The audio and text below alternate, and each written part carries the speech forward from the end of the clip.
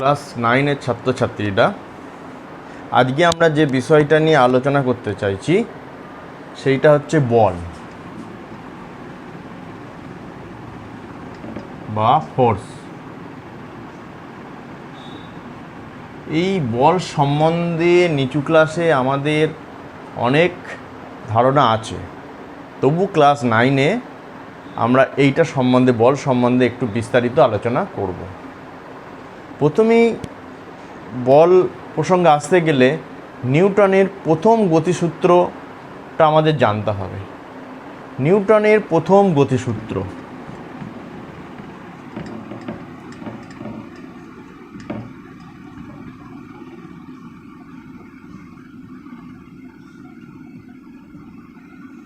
নিউটনের প্রথম গতিসূত্রে কি বলা হয়েছে, যে বাইরে থেকে কোনো বল প্রযুক্ত না করলে স্থির বস্তু চিরকাল স্থির থাকবে এবং গতিশীল বস্তু সমবেগে সরল রেখায় চলতে থাকবে। তার মানে বল হচ্ছে এমন একটা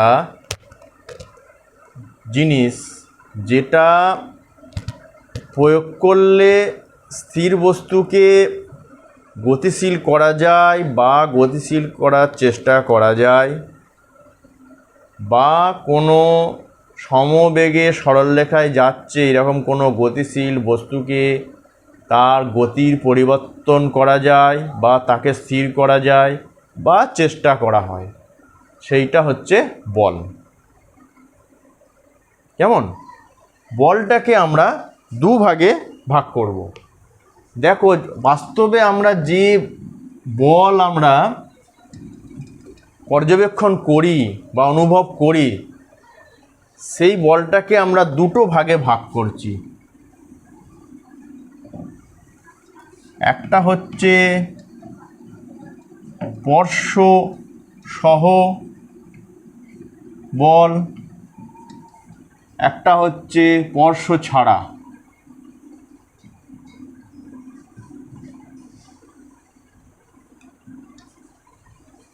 তুমি একটা ফুটবল স্থির আছে, পায়ে করে শট মারলে ফুটবলটা গতিশীল হয়ে গেল, তাহলে পার ফুটবলের মধ্যে একটা স্পর্শ ঘটাতে হলো, সংযোগ ঘটাতে হলো, আঘাত করলে বলটাকে, তাহলে এই যে বলটা প্রয়োগ করলে সেইটা হচ্ছে স্পর্শ সহ, এখানে স্পর্শ করাতে হচ্ছে। আবার ধরো তুমি টেবিলটাকে সরাবে, তাহলে টেবিলটা ঠেলছো বা টেবিলটাকে টানছো, তোমার টেবিলের সঙ্গে তোমার হাতের স্পর্শ অবশ্যই হতে হবে। তোমার যে হাতের যে পেশি বল, সেই পেশি বল প্রয়োগ করে টেবিলটাকে সরাচ্ছ, এখানে স্পর্শ আছে, যা ঘটছে এখানে। আবার ধরো একটা ভারী বস্তু টেবিলে রাখা আছে, তুমি সেটাকে টানতে চাইছো। একটা ভারী বস্তু টেবিলে আছে, তুমি সেটাকে টানতে চাইছো, এখানে বল প্রয়োগ করে টানবে। যখনই তুমি টানতে শুরু করবে, তখন টেবিলের যে স্পর্শতল, এই সংযোগস্থল, ভারী বস্তুটা টেবিল, এদের মধ্যে কি হচ্ছে, আমার যেদিকে বস্তুটা যেতে চাইছে তার বিপরীত দিকে একটা ঘর্ষণ বল সৃষ্টি হচ্ছে। তার মানে গতির ঠিক বিরুদ্ধে স্পর্শ তল বরাবর একটা ঘর্ষণ বল ক্রিয়া করতে শুরু করলো। তাহলে ঘর্ষণ বলটাও হচ্ছে স্পর্শ সহ বল, কন্ট্যাক্ট ফোর্স। এটা হচ্ছে কন্ট্যাক্ট ফোর্স, ঠিক আছে? এটাকে আমরা বলি কন্ট্যাক্ট।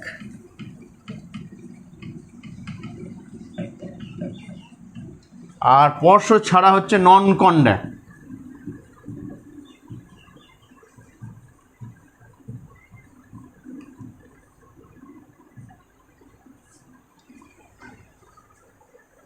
এছাড়া আরও কিছু ফোর্স আছে যেগুলো কোনো সংযোগের প্রয়োজন হয় না। তো আমরা জানি যে মহাবিশ্বে প্রত্যেকটা বস্তুকে আকর্ষণ করছে, যেটাকে বলছি মহাকর্ষ বল। তাহলে মহাকর্ষ বলে কারোর সঙ্গে কারো সংস্পর্শ নেই, স্পর্শ নেই, কিন্তু পরস্পরের মধ্যে ক্রিয়া করছে। তাহলে এইটা হচ্ছে স্পর্শ ছাড়া। আবার ধরো একটা চুম্বক, তুমি একটা লোহাকে কাছাকাছি নিয়ে এলে, লোহাটাকে আকর্ষণ করছে, দূর থেকে আকর্ষণ করছে। তাহলে এই যে চুম্বকের যে আকর্ষণ বল বা বিকর্ষণ বল, এটা স্পর্শের প্রয়োজন হচ্ছে না, স্পর্শ ছাড়াই এই বলটা হচ্ছে।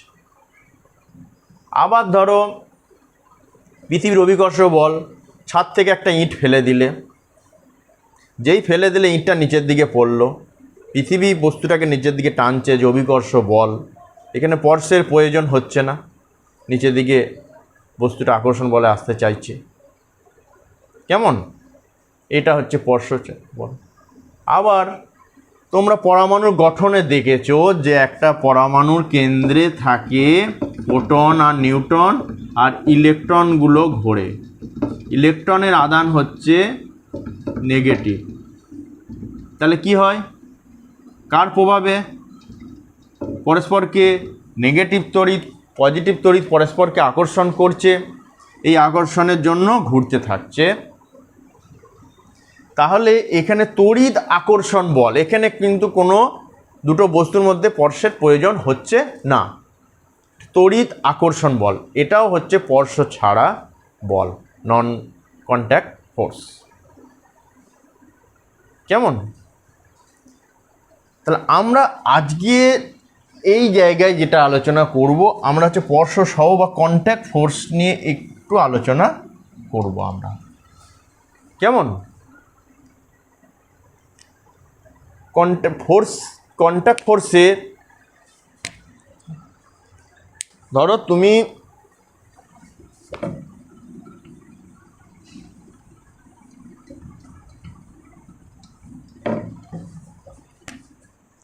টেবিলে একটা বস্তু রাখা আছে, এই বস্তুটাকে তুমি ধরো 5 নিউটন বল যখনই প্রয়োগ করলে বস্তুটা গতিশীল হতে শুরু করলো। তাহলে 5 নিউটন বলের প্রভাবে বস্তুটা গতিশীল হচ্ছে। ঠিক আছে? তুমি আরও 3 নিউটন এই বরাবর আরও 3 নিউটন বল প্রয়োগ করলে, তাহলে মোট বস্তুটার উপরে কতটা বল প্রয়োগ করলে? তাহলে এখানে আমার বলের যোগফল দরকার, বলের সংযোজন দরকার। তাহলে বস্তুটার ওপর মোট কার্যকারী বল কতটা হলো, মোট বল কতটা হলো, মোট বল কতটা কার্যকর হচ্ছে। তাহলে আমরা কি করলাম, এক্ষেত্রে 5 আর 3 যোগ করলাম, মোট হচ্ছে 8 নিউটন বল বস্তুটার ওপর কার্যকর। দুটো বস্তু, কোনো বস্তুর বল প্রয়োগ বিন্দু, ধরো এটা বল প্রয়োগ বিন্দু, এর ওপরে 5 নিউটন এবং 3 নিউটন বল বস্তুর ওপর প্রয়োগ হয়েছে। তাহলে মোট 8 নিউটন বল প্রয়োগ হয়েছে, যোগ করলাম এক্ষেত্রে। তাহলে এখানে বলের সংযোগ হলো, দুটো বলের মোট, তাহলে মোট কার্যকারী বলটা নির্ণয় করলাম। তাহলে সবসময় বল প্রয়োগ বিন্দুর একই দিকে দুটো বল প্রয়োগ হচ্ছে, যোগ করে দিলাম। সবসময় এইরকমই যে হবে সেরকম কোনো ব্যাপার নয়, আরও একটা অন্য ঘটনা ঘটতে পারে।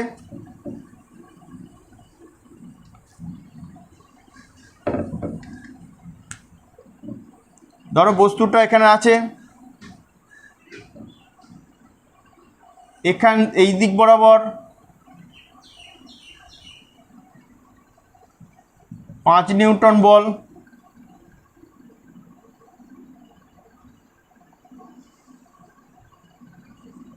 এই দিক বরাবর 3 নিউটন বল। হতেই পারে একই বস্তুকে দুদিক থেকে টানা হচ্ছে সরলরেখা বরাবর বিপরীত মুখে, তাহলে এদিকে 5 নিউটন, এদিকে 3 নিউটন, এইটা হচ্ছে ধরো বল প্রয়োগ বিন্দু। কেমন? এদিকে হচ্ছে 3 নিউটন, ওদিকে হচ্ছে 5 নিউটন। তাহলে এক্ষেত্রে বস্তুটার উপর কার্যকর বল কতটা হবে? তাহলে এদিকে 5 নিউটন, এদিকে 3 নিউটন, এদিকের বল বেশি। তাহলে বিয়োগ করে দাও, 5 - 3 = 2 নিউটন বল। তাহলে কার্যকর বল হচ্ছে 2 নিউটন। কোন দিকে বস্তুটা গতিশীল হবে? কার্যকর বলের দিক কোন দিকে হবে? যেদিকে 5 নিউটন বেশি সেই দিকেই। তাহলে বস্তুটা কি করবে? 2 নিউটন কার্যকর বল নিয়ে 5 নিউটনের দিকে গতিশীল হবে। বস্তুর ওপর কিন্তু আর 5 নিউটন বল কিন্তু কার্যকর নয়, যেহেতু 3 নিউটন বল এদিকে টেনে ধরা হয়েছে। তাহলে মোট 2 নিউটন বল নিয়ে বস্তুটা গতিশীল হবে। বস্তুটা গতিশীল হবে এই শব্দটার উপর জোর দিতে হবে। তাহলে বস্তুটা প্রথম স্থির ছিল, দিয়ে গতিশীল হলো। স্থির থেকে হঠাৎ করে গতিশীল হয়ে গেল এরকম নয়। তাহলে স্থির থেকে আস্তে আস্তে তার গতি বাড়ছে, তার বেগ বাড়ছে। তাহলে 2 নিউটন বলের প্রভাবে বস্তুটার মধ্যে কি সৃষ্টি হলো? গতির বৃদ্ধি সৃষ্টি হলো, যাকে আমরা বলি ত্বরণ সৃষ্টি হলো স্থির বস্তু থেকে। তাহলে বলের প্রভাব যদি আমরা ভাবি যে বলের ফলে কি হচ্ছে, বল প্রয়োগ ফলে, তাহলে একটা বস্তুর ওপর ত্বরণ সৃষ্টি করা যাচ্ছে। বল প্রয়োগ করলে বস্তুটার ত্বরণ সৃষ্টি করা যায়। কেমন? আবার যে এই ঘটনায় ঘটবে এরকম নয়, এমনও তো হতে পারত যে বস্তুটাকে এই দিকে ধরো 4 নিউটন বল প্রয়োগ করলে, আর এই দিক বরাবর 3 নিউটন বল প্রয়োগ করলে। এইবার বলো বস্তুটা কোন দিকে সরবে? না 4 নিউটনের দিকে যাবে, না 3 নিউটনের দিকে যাবে? তাহলে এখানেও আমার কার্যকরী বল বা টোটাল বলের যোগফল কত বা লব্ধি বল, সেটাকে নির্ণয় করতে হবে। তাহলে এক্ষেত্রে যে বলের সংযোজন, বলের যোগফল বা লব্ধিটা নির্ণয় করতে কিভাবে নির্ণয় করব, সেই জায়গায় আমরা আসব। কেমন? কি নির্ণয় করার পদ্ধতি কি?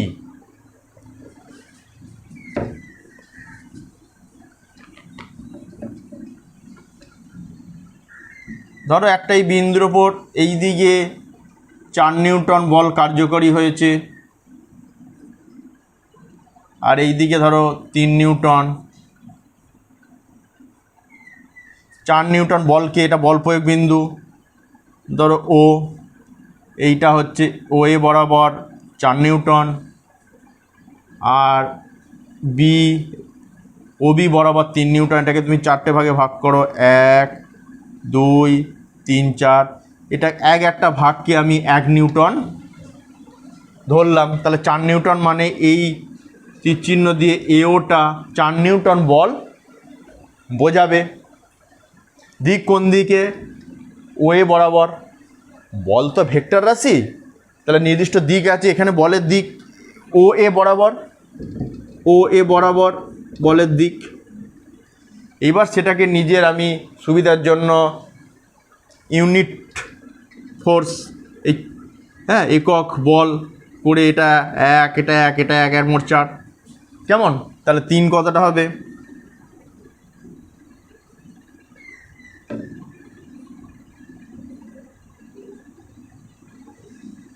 এদিকে তাহলে 3 নিউটন।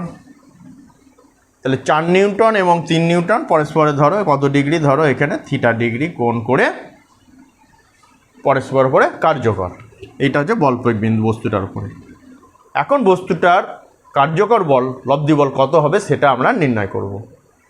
এই নির্ণয় করার পদ্ধতি হচ্ছে এই বল দুটোকে বাহু করে একটা সামান্তরিক আমরা কল্পনা করব বা একটা সামান্তরিক আঁকবো আমরা।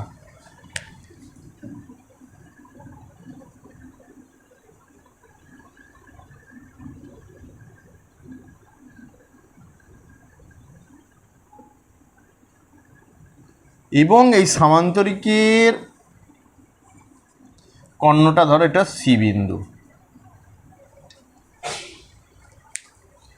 এখন এই সামান্তরিকের যে কর্ণ ও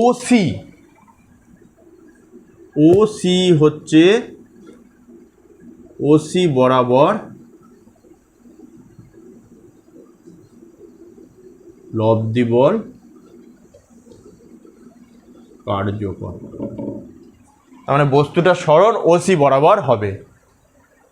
তাহলে কত মান হবে, ও সির মান কত হবে, সেটাকে আমি জ্যামিতিক পদ্ধতি প্রয়োগ করে আমি ও সির মানটাও নির্ণয় করতে পারি। এক্ষেত্রে কোণটা হচ্ছে থিটা কোণ, ধরো 60 ডিগ্রি যদি হয়, নির্ণয় করতে গেলে ত্রিকোণমিতি এখানে লাগবে। এই নির্ণয়টা আমি এখানে করছি না, আমি এই কার্যকর বল পরস্পরের সঙ্গে 90 ডিগ্রি যদি হয় তাহলে কত হবে সেটা তোমাদের সিলেবাসের মধ্যেই পড়ছে, নির্ণয় তোমরাও করতে পারবে। ধরো 1 Newton, 2 Newton, 3 Newton, 4 Newton, 3 Newton, তাহলে এদিকে হচ্ছে 4 নিউটন, এদিকে হচ্ছে 3 নিউটন,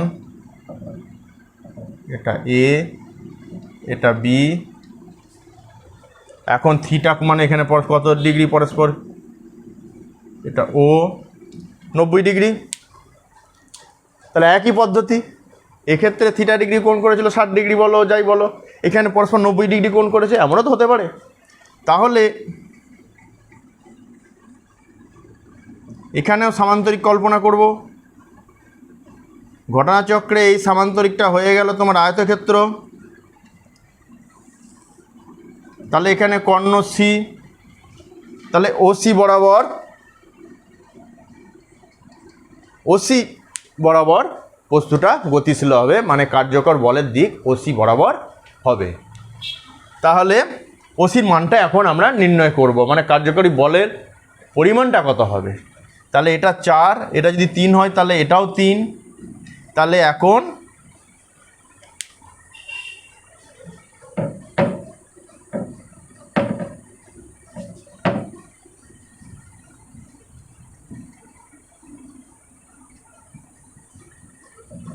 এই যে ত্রিভুজ জ্যামিতি করছি, এখানে ত্রিভুজ ও এ সি থেকে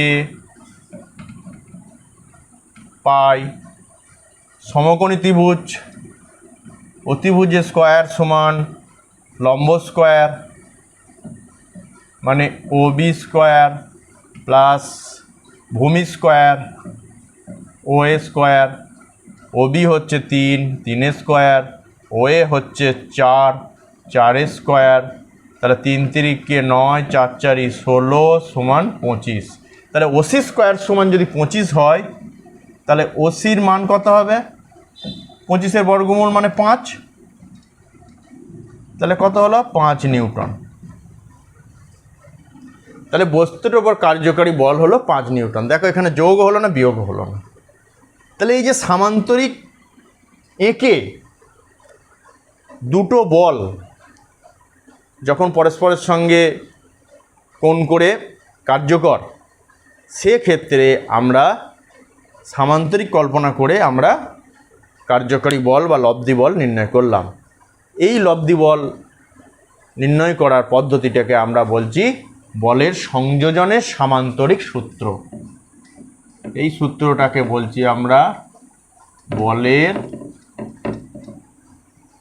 সংযোজনের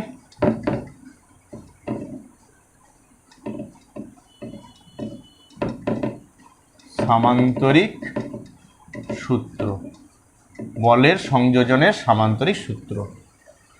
ঠিক আছে, এইভাবে বল সংযোজন আমরা করি। এই বলের সংযোজনের একটা বাস্তব উদাহরণ দিয়ে আমরা ব্যাখ্যা করার চেষ্টা করি। ধরো পাখি আকাশে কিভাবে ওড়ে, তার মেকানিজমটা কি, কেমন?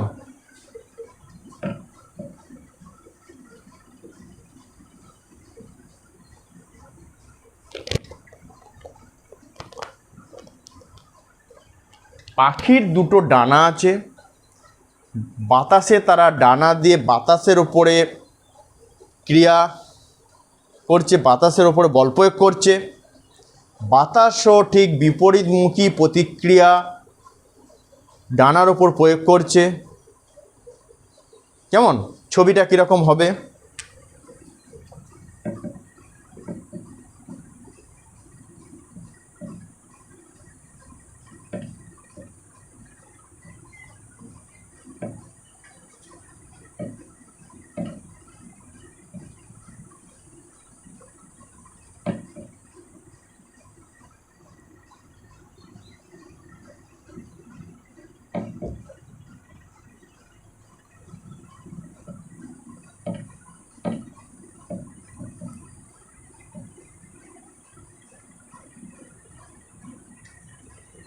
ডানা দিয়ে বাতাসের উপর বল প্রয়োগ করছে। এইভাবে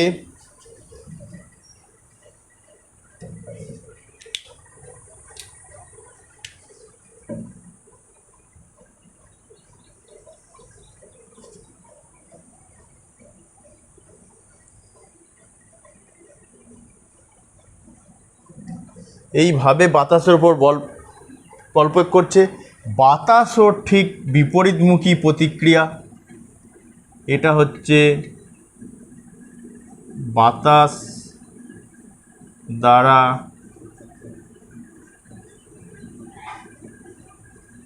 প্রতিক্রিয়া বল। তাহলে পরস্পরের সঙ্গে একটা কোণ ধরো, তাহলে এখানে এই বিন্দুটা ধরো ও, এইটাকে এ ধরো, এটাকে বি ধরো। তাহলে এখন এও আর ও বি এই দুটো বলের আমি লব্ধি কত হবে সেইটা নির্ণয় করব। কেমন? তাহলে বা কার্যকরী বল, তাহলে এখানেও সামান্তরিক কল্পনা করব। তাহলে এই বাহুটার সঙ্গে সমান করে এই বাহুটার সামান্তরিক যদি কল্পনা করি,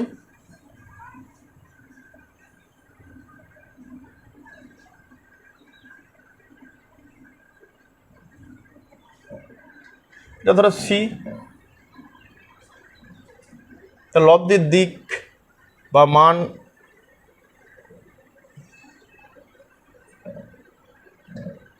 তাহলে দুটো বলের লব্ধি ও এ বল এবং ও বি, এদের